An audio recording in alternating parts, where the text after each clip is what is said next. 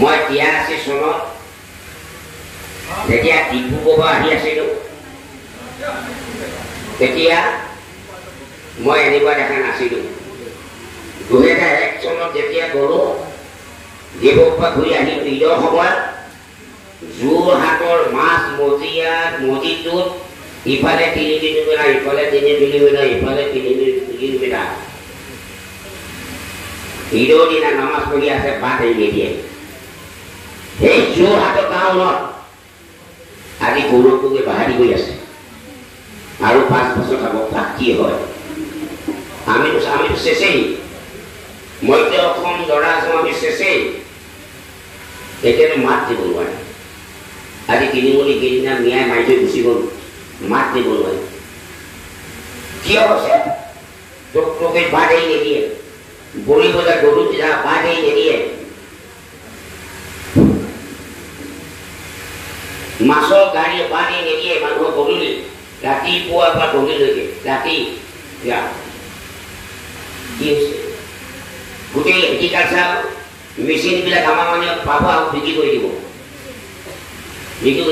আৰু তেওঁলোকক সুবিধা দিয়ে চব হৈছে মীন বিভাগৰ গোটেই সময় মিয়াই পায় ক'ৰবাত 10টাই পায় মই বহুত দেখি দিছোঁ সেই নামত নে নাটক সঁচা কৰি লাষ্টত দেখিলে মিয়াই পায়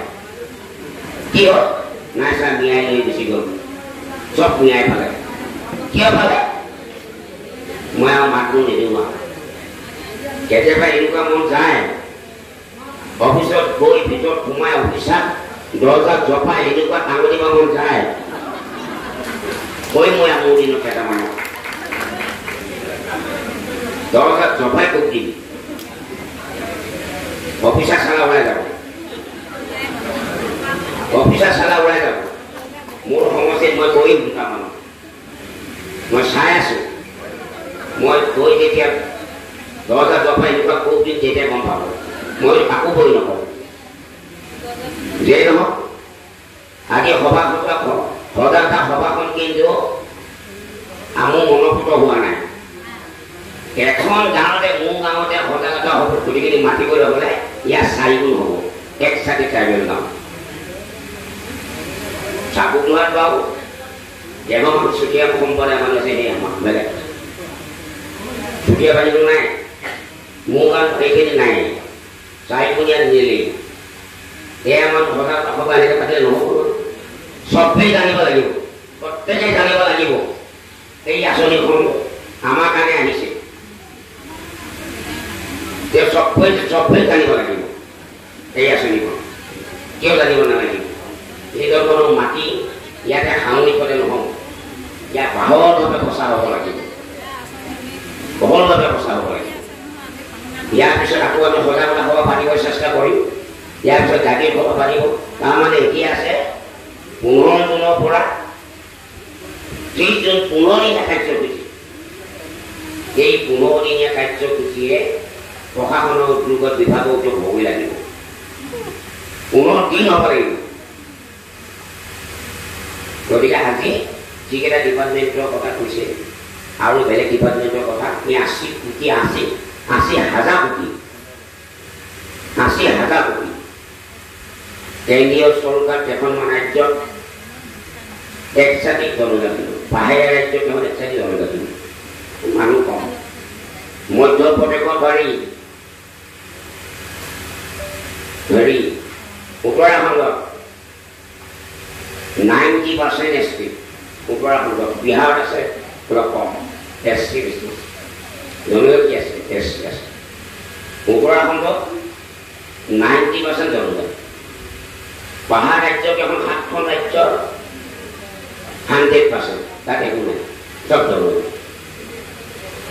যিকেইখন ৰাজ্য আমাৰ পৰা ওলাই গ'ল সেইখন 100% কিয় যায় নাই কৈছোঁ মই 4জন ডিষ্ট্ৰিক্ট মোৰ অপদস্থ কৈছোঁ মিটিঙত কি কথা কৈছে আপুনি ক'লে হ'ব নেকি ধ্বংস হ'বগে অসমীয়া জাতি আৰু বেছি দিন নাই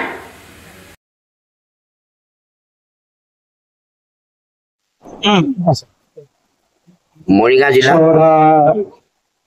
জনজাতিসকলৰ আৰ্থিক উন্নয়ন সামাজিক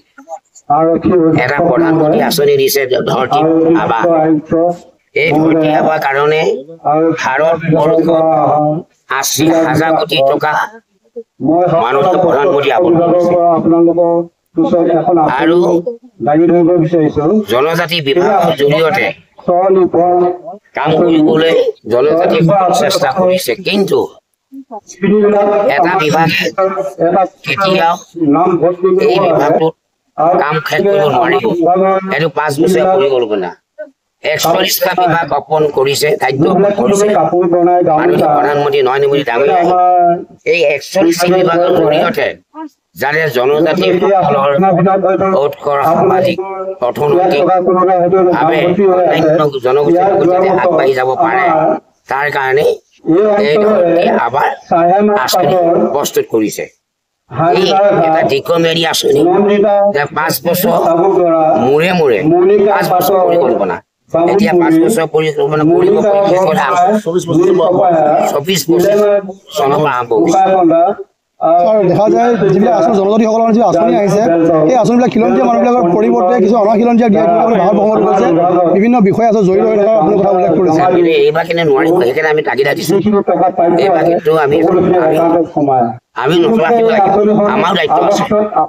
আমি যদি নজনা মনে মনে বহি থাকোঁ, তেতিয়া সুবিধা পাব।